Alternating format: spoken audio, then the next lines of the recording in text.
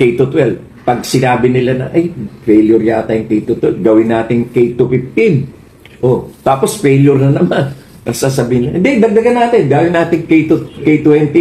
Hanggang sa maging K-312 na yan. Kung isipin mo, lolo na, mamamatay na yung tao, hindi pag-graduate. Kasi ang katwiran walang alam Isipin mo.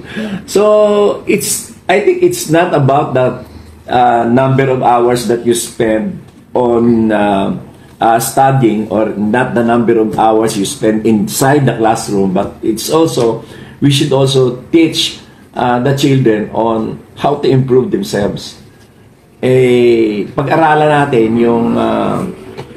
yung sistema na ginagawa ng ibang bansa. Alam niyo ba sa Japan, nabasa ko na doon pala yung first 4 years nila ay halos hindi sila nag-aaral. Ang tinuturo sa kanila yung love of country, obedience to authorities, and yung teamwork, at saka yung independence.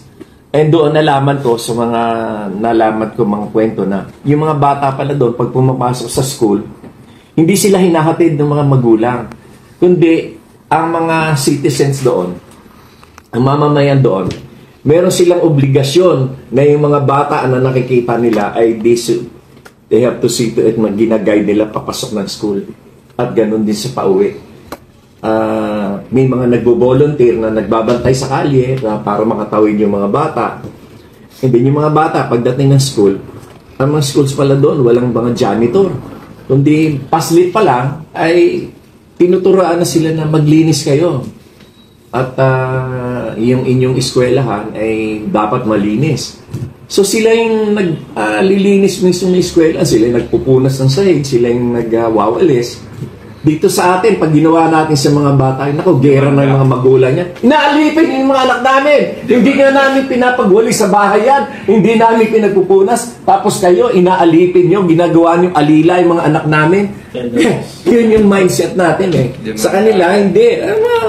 Hayaan mo sila maging responsibilidad na lumaki na may responsibilidad.